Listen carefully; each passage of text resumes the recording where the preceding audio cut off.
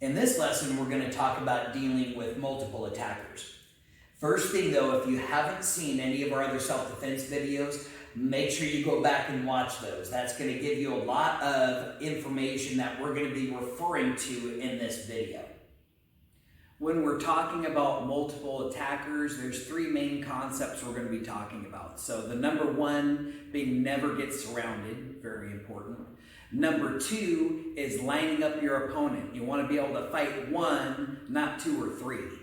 And then the last one is using them against each other, which they all three tie together. You want to be able to use their energy against them and find your way to safety. That all boils down to one of our previous videos where we talked about the ABCs of self-defense. That A, the awareness, we discussed that is your number one tool in any self-defense situation. So the first thing you need to be aware of is, does he have a friend? Where is that friend? You know, today, unfortunately, if one guy's attacking you, he's not by himself. And you can pretty much guarantee that. So as soon as one guy's starting to get in your face, you need to be thinking about where are his buddies. Probably more than one. Now with vacationers, people that are tourists, a lot of time the trap is one person is going to engage you in conversation while their friend comes around you and then starts to steal things while you're engaged with this person and don't realize it. So you always want to be able to keep both of them in your line of sight. And of course today with social distancing, we should be 6 feet apart anyhow. And so being that far away should be easier to line up your opponents where you can see them both. If for some reason you're trying to move in a position where you can see both of them, but one of them is still moving around to where you can't see them, this is a good threat indicator that something bad is about to happen. Already when you're walking around downtown, you should be on threat level yellow. You should never be green. Maybe when you're at home, you have your door locked, you're kicking back in your lazy boy chair, watching TV, maybe then you're in green. But you go out around town, you want to be on level yellow. Looking around, your head's on a swivel. As soon as you realize that you got a couple of people approaching you, you need to be going from level yellow to orange. Now, like he's saying, if you're trying to make it so that they're not surrounding you and they're trying to surround you anyway, what does that tell you? You need to be in level red. You need to be defending yourself right now. So let's show you how not to get surrounded.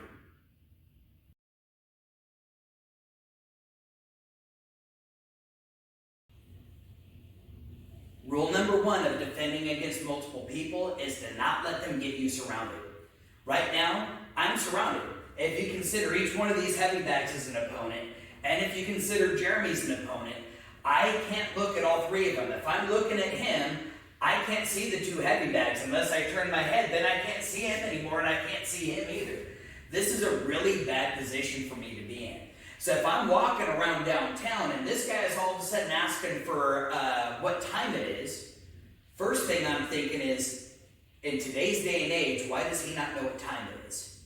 That might automatically move me from threat level yellow to threat level orange. But while he's asking me, hey, can you give me directions? And I'm thinking you should be using your Google Maps. And I'm looking around and I see two other jokers coming up on me. I need to get to a position where I can see all three of them. Now remember, in a self-defense situation, my primary objective is to not fight these three guys. I'm not in a WWE match with a table and a ladder and some chairs, right? I need to be thinking about how can I de-escalate the situation I'm in, or how am I going to escape? First thing I notice is that I've got an escape right here. So if I step out of this triangle that I'm in towards the door, I can now see all three of them. And if need be, I can step this way and get out the door real quick. I'm still at threat level orange, because remember, all he's done is ask me for directions, or he's asking me what time it is. If I've stepped out and I notice he's still trying to approach me, I'm immediately having to go to threat level red. I might need to attack this guy and get back out of my circle so I'm not surrounded again. Now we're going to talk about lining up your opponents. And what I mean by that is literally being in a line. Right now we are in a line, however, I'm in the middle of the line, and this is a dangerous place to be. We talked before about coming back a couple steps. Now I have both of them in my view. Now, at this point, I've got to fight him and I've got to fight him. 2 arms, 2 legs for both of them means 8 limbs I got to defend myself against. So better than fighting from here, a triangle position, is if I can get a line where one of my opponents is between us. Right now I'm using this guy because he moves really slow. So if I were to move into this position, now I only have to fight him. One advantage to this comes up later. We're going to talk about using your opponent to get each other. You're going to see sometimes when you get this lined up, I'm trying to hit him and I end up hitting my friend instead. And that happens quite often. Now when it comes to lining up our opponents, let's talk about how to get there. First off, like we mentioned before, if I can move back to line them up, I can see them both. It's going to give me a clearer path to get this right between them. However, if I don't have that option, maybe he's already starting his attack, I'm going to have to move around the bag straight line to get here. Now again, I want to avoid getting too close because he could grab me, but as I make my evasion, for right now, we would normally do striking. We'll get to that here in a second. But for right now, I'm just going to use my hands to touch the bag until we get into a line. Now let's go into more detail on how I'm going to get to the other side of my opponent, starting with the footwork. We're doing a side step. We talked about this before in one of our self-defense videos of when I step to the side, I don't want to be crossing my feet. There's a chance they could get tied up and I'll fall. So I'm doing a side step where I'm stepping with one foot and sliding my other foot in. I want my hands in front of me. They're always protecting the pretty. When I move to the right, my right foot's going to step and then my left foot slides in. I can do that a couple times. When I move to the left, it's the same thing, but opposite. Left foot steps, right foot slides. Left foot step, right foot slides. MC Hammer called. He says you need to be wearing parachute pants to do that dance. Not big enough stance for MC Hammer. Beyond that, I want to be able to pivot to where I'm not facing my opponent with my belly, but that I'm in a good fighting stance, even with my hands up. So when I do my side step, I might even do a couple side steps to the right, and then I'm going to pivot on my right foot and keep my hands up. If I'm going to the left, I'm going to step and slide, and then pivot on my left foot, and then I'm in this good fighting position. Using that footwork, there's a couple ways I can get there. Number one, we already mentioned, is if I can step back, I can see both of my opponents, and this is better than being stuck in the middle. From there, I can use my side step and pivot to make sure my opponents are lined up. The other way, if I'm not able to step straight back, is I'm just going to have to go for my side step. Again, in a position where I can see both of my opponents, my hands are up. If punches are coming, hopefully I can block them or deflect them with my hands up. And it's just going to be the straight side step and pivot until I get into position.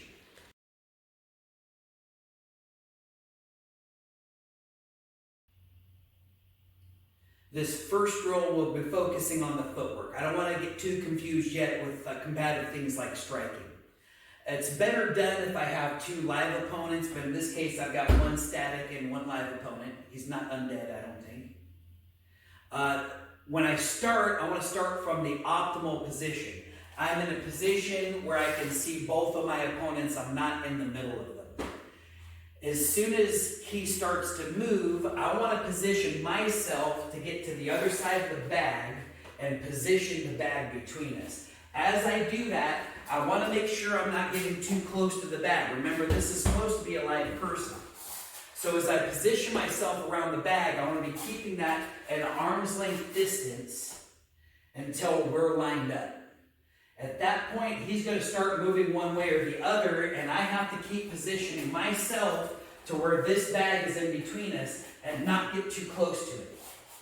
At a certain point, if he feels like he's overtaking me, I can change my position, and now he's between me and the bag. You can see I still kept this arm's length distance. As I do that transition, I want to avoid getting too close where he might be able to just grab a hold of me.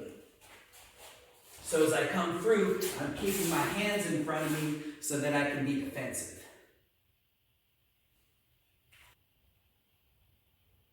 Once you're comfortable with the footwork, it's time to up the challenge rating. At this point, we're adding flags. Again, it's better if we have two live opponents. At this point, I still have my static friend here. He doesn't put up much of a fight, and he's not very good at stealing flags either. So I'm just going to have to worry about this guy. He could grab my flags, I could grab his flags. And I'm starting from the worst position possible. I'm right between my two opponents. If I face him, I've got this guy behind me. Best off if I can face in a position where I can see them both, and then I'm going to have to try to get to safety, which means lining up my opponents at this point. So I've got to move arm's length distance. He's going to try to get my flag, but at some point I have to get to where I get his flag instead.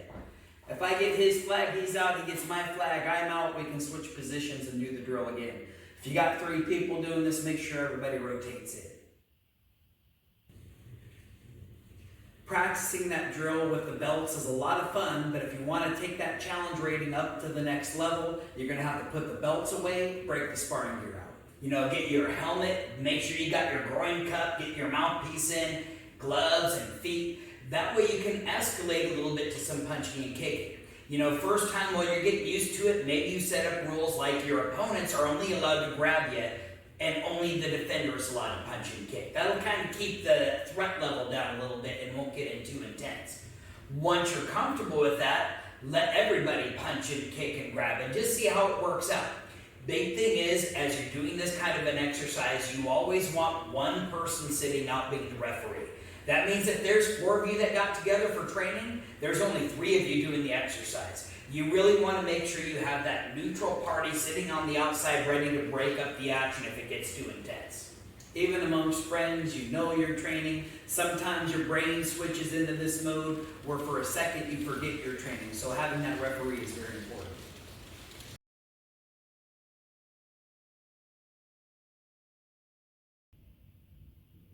When we talk about the concept of using your opponents against each other, you're probably already doing that if you're lining them up. You'll see they'll be fighting and tripping over each other just to get to you.